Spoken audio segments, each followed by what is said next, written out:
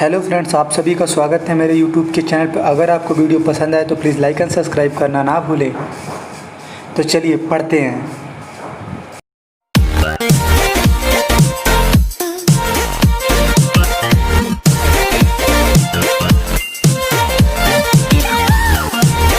जैसा कि हम लोगों ने पिछली वीडियो में देखा था, एटॉमिक स्ट्रक्चर में हम लोगों ने एटम के बारे में और कैथोड रे के बारे में हम लोगों ने पढ़ा था।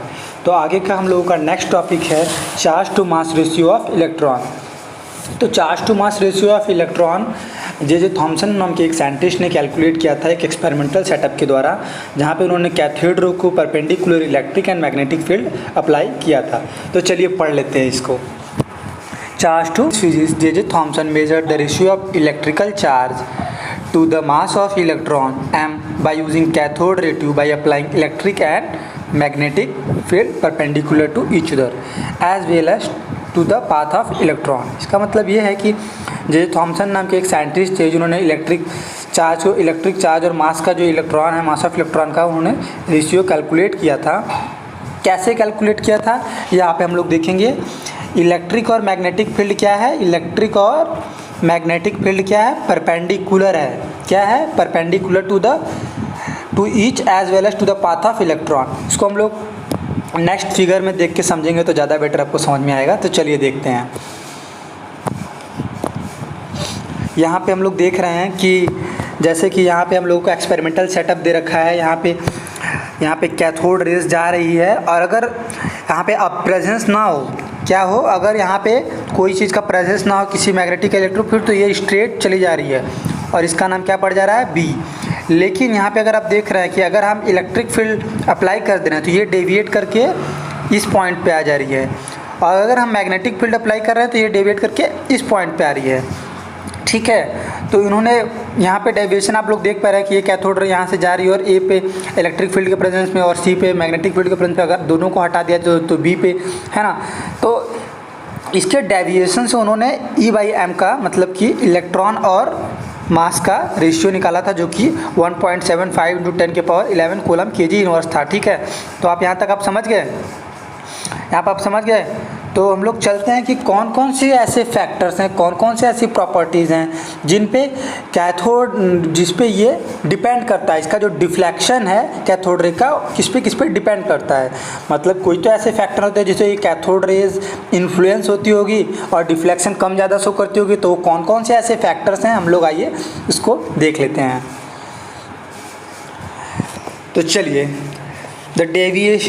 The deviation of particle from their path in presence of applied field depends on।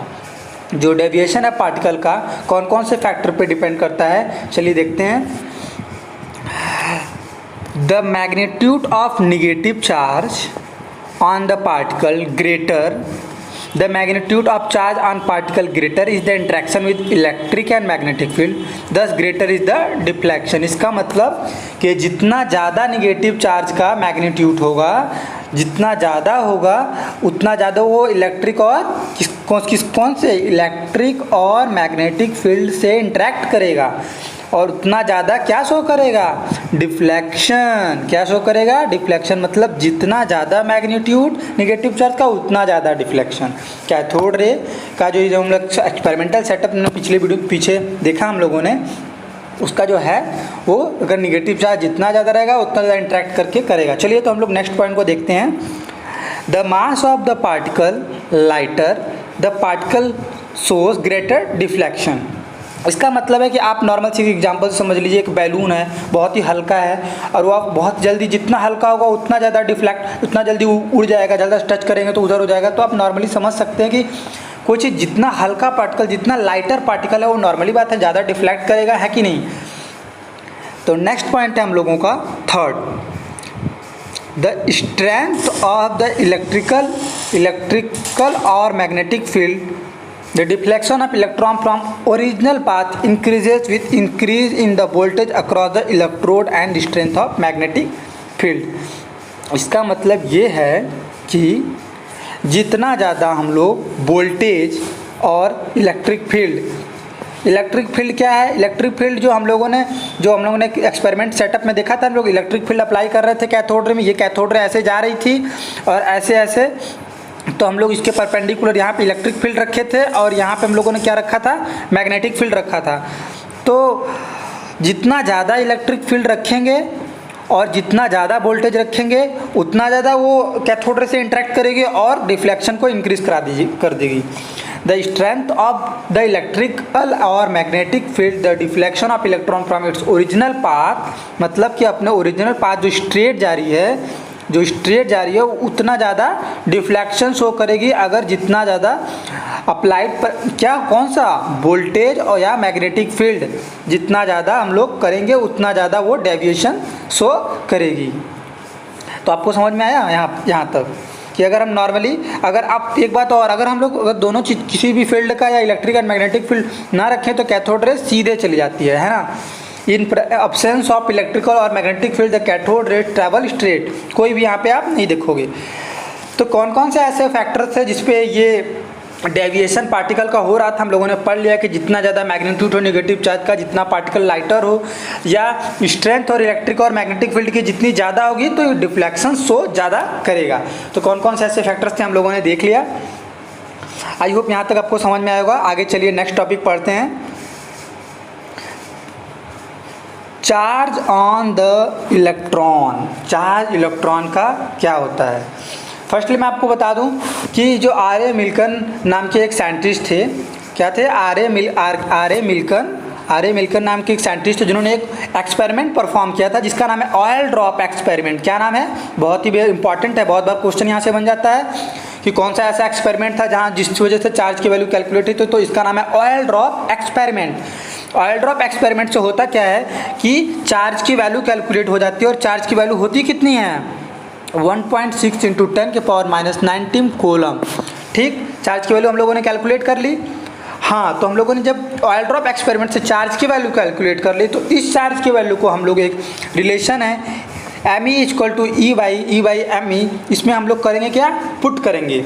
तो आप यहाँ पे देख सकते हैं कि E की वैल्यू हम लोगों ने कैलकुलेट कर ली है ऑयल ड्रॉप एक्सपेरिमेंट से, जहाँ जिसकी वैल्यू है -1.6 × 10⁻⁹ कूलम, जैसे आप यहाँ पे देख पा रहे हैं। और नीचे E/ME हम लोगों ने पिछले टॉपिक में क्या पढ़ा था? जे थॉमसन ने charge to mass ratio of electron निकाला था। कितना निकाला था? यही निकाला था 1.758820 × 10⁻11। तो हम लोग इस रिलेशन से करेंगे क्या? इस रिलेशन से हम लोग क्या करेंगे? मास ऑफ इलेक्ट्रॉन फाइंड आउट कर लेंगे। मतलब कि E की वैल्यू जो हम लोगों ने ऑयल ड्रॉप एक्सपेरिमेंट से निकाला है और हमें E/m की वैल्यू हम लोगों ने पिछले थॉमसन में जो भी charge to mass ratio of electron का निकाला था, हम लोगों ने पिछले टॉपिक में पढ़ा है उसको। तो इस रिलेशन से हम लोग क्या निकाल लेंगे? मास of electron. Mass of electron होता कितना है? मास ऑफ इलेक्ट्रॉन इज 9.10938 × 10⁻31 किलोग्राम। यहाँ तक आपको समझ में आया? तो चलिए एक बार देख लेते हैं इस टॉपिक को अच्छे से। R A. Millikan devised the method known as the oil drop experiment to determine the charge on the electron. He found that the charge on electron to be 1.6 × 10⁻⁹ coulomb. The present acceptance value of electrical charge is -1.6 × 22 × 10⁻⁹ coulomb. तो हम लोगों ने पहले इस बात को समझ लिया है, ठीक है। The mass of electron was determined by the combination of this result with Thomson value. मतलब कि हम लोगों ने ये चार्ज की वैल्यू ऑयल ड्रॉप एक्सपेरिमेंट से और जो थॉमसन की वैल्यू E/ME जो हम लोगों ने पिछले टॉपिक में पढ़ा था, इन दोनों रिलेशन को अगर हम पुट करें तो हम मास ऑफ इलेक्ट्रॉन क्या कर लेंगे? फाइंड आउट कर लेंगे। तो आपको मुझे होप ये समझ में आ गया होगा। तो चलिए नेक्स्ट टॉपिक पढ़ते हैं हम लोग। Discovery of protons and neutrons. क्या पढ़ना है हम लोग को? Discovery of proton and neutrons. तो चलिए पढ़ते हैं। Electrical discharge carry out in the cathode ray tube led to discovery of particle carrying positive charge known as canal ray. Electrical discharge carry किया गया था कैथोड रे ट्यूब पे और discovery हुई किस चीज़ की? पार्टिकल से, जो कि पॉजिटिव चार्ज है।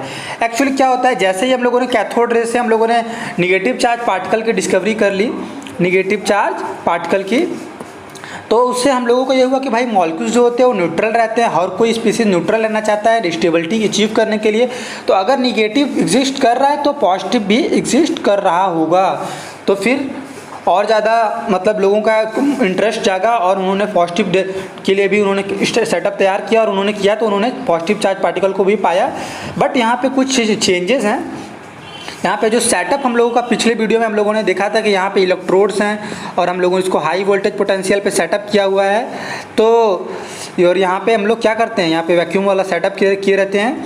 तो यहाँ पे सेटअप सेम रहता है लेकिन कुछ मॉडिफिकेशंस और मॉडिफिकेशन वो क्या है जो यहाँ पे आता है डिस्कवरी ऑफ प्रोटॉन, और जो यहाँ पे जो क्या क्या मॉडिफिकेशंस कैथोड में किया गया है हम लोग देखेंगे। तो चलिए हम लोग आगे देखते हैं। Characteristics of positively charge particle. Unlike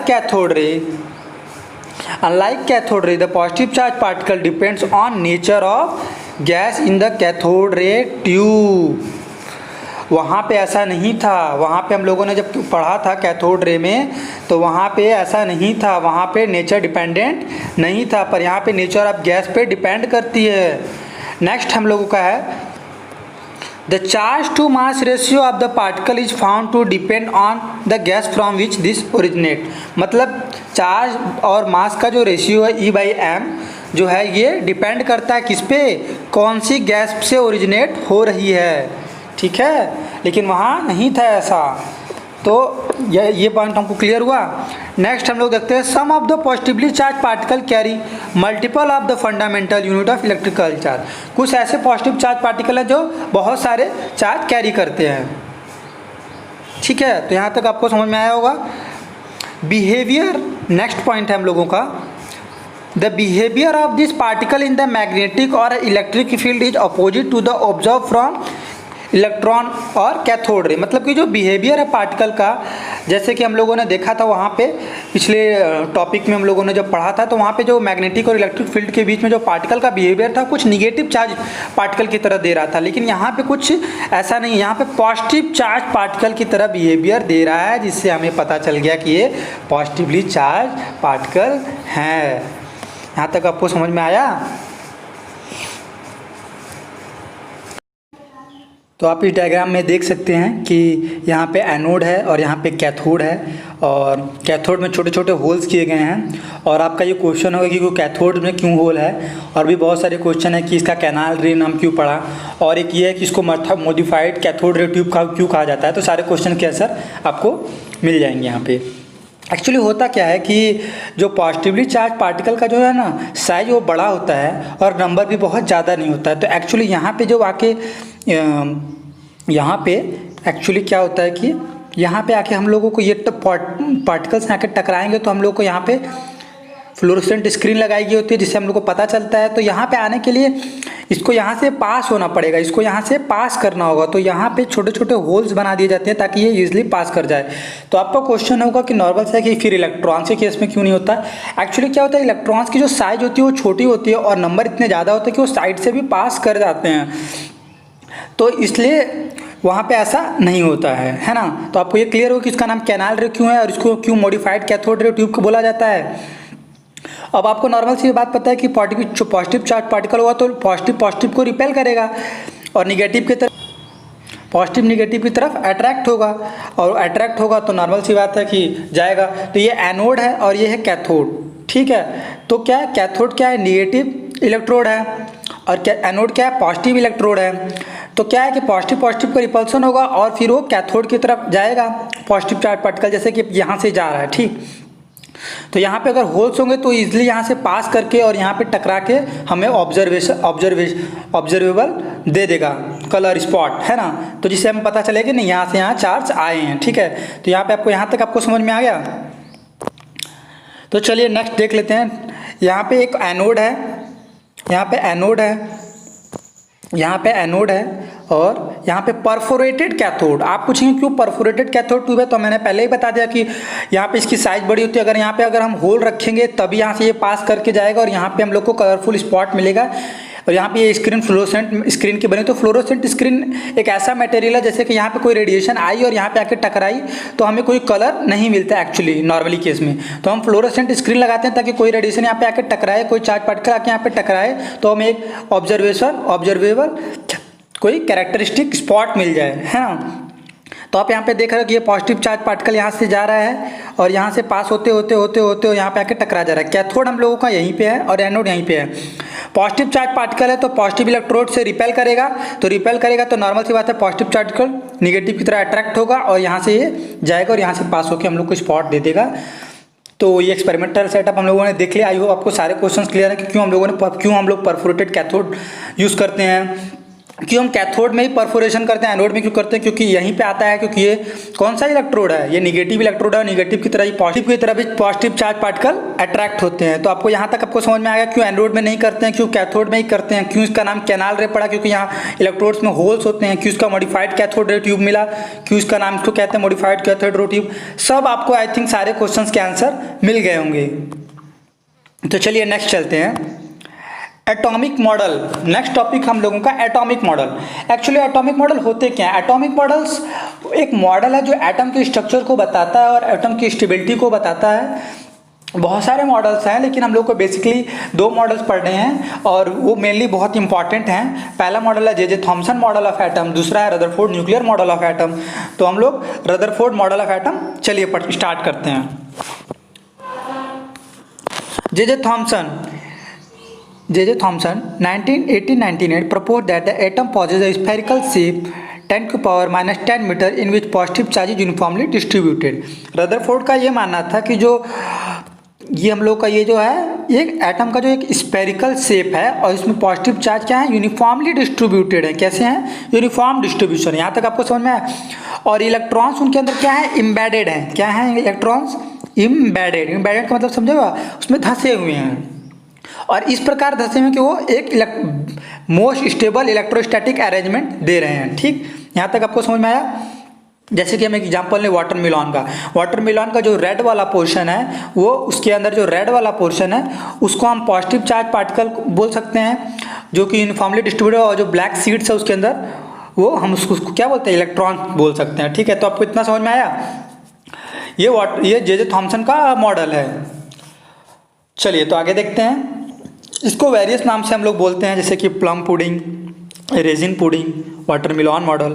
this model can be visualize as a pudding और watermelon of a positive charge with plum seed embedded nutrient, जैसे हम लोगों ने पहले ही डिस्कस कर लिया था। An important feature of this model is that the mass of atom is assumed to be uniformly distributed over the atom। मतलब इसका important feature ये था, महत्वपूर्ण फीचर ये था कि हम लोग का जो मास ऑफ एटम इसने बताया था कि यूनिफॉर्म डिस्ट्रीब्यूशन है एक प्रकार। जैसे कि तरबूज के अंदर उसका जो रेड वाला पोर्शन होता है वो एक यूनिफॉर्म डिस्ट्रीब्यूशन होता है, कुछ इस प्रकार का होता है। और इलेक्ट्रॉन्स उनमें इम्बेडेड होते हैं कुछ इस तरह कि ओवरऑल वो न्यूट्रल होते हैं। तो ये न्यूट्रलिटी भी एटम का बताता है। क्या बताता है? ओवरऑल न्यूट्रलिटी भी एटम का बताता है। ठीक है, बट एक्चुअली ऐसा ये मॉडल रिजेक्ट हो जाता है। एक्चुअली होता क्या है कि ये मॉडल रिजेक्ट हो जाता है क्योंकि जो लेटर एक्सपेरिमेंट के रिजल्ट्स है वो बेहद ही अलग थे और जिसकी वजह से ये मॉडल फेल हो जाता है और नया मॉडल आता है Rutherford nuclear model of atom. ठीक है, जो कि हम लोग नेक्स्ट वीडियो में पढ़ेंगे। तो चलिए हम लोग आगे देख लेते हैं। यहाँ पे थॉमसन मॉडल, यहाँ पे आप देख पा रहे हैं कि ये पॉजिटिवली चार्ज पार्टिकल है, जो इसका यूनिफॉर्म डिस्ट्रीब्यूशन है। जैसे रेड वाला पोर्शन होता है, क्या है, यूनिफॉर्म डिस्ट्रीब्यूशन है यहाँ पे। और यहाँ पे इलेक्ट्रॉन्स जो है इसको सीड की तरह दिखाया गया, जैसे ब्लैक वाला सीड होता है। यहाँ पे इसको कंपेयर किया गया इलेक्ट्रॉन्स को और पॉजिटिवली चार्ज पार्टिकल को यूनिफॉर्म डिस्ट्रीब्यूशन रेड वाले पोर्शन से शो किया गया है। तो आप J atomic model, J Thomson atomic model आप आई होप समझ गए होंगे। ये positive charge particle uniform distributed होते हैं और जो इलेक्ट्रॉन्स होते हैं वो सीड की तरह डिस्ट्रीब्यूट होते हैं। जैसे आप यहाँ पे देख पा रहे हो इलेक्ट्रॉन्स जो होते हैं सीड की, ब्लैक सीड जो है यहाँ पे आप देख रहे हो उसका डिस्ट्रीब्यूशन इलेक्ट्रॉन्स का होता है। बट एक्चुअली ये मॉडल फेल हो जाता है, ये मॉडल फेल हो जाता है जब नया लेटर एक्सपेरिमेंट्स के जो रिजल्ट आते हैं जो कि बेहद ही अलग होते हैं। तो चलिए हम लोग नेक्स्ट वीडियोस में पढ़ेंगे। होप करता हूँ कि आपको वीडियो पसंद आया होगा। अगर आपको वीडियो पसंद है तो please like and subscribe and share करना ना भूलें। Thank you very much.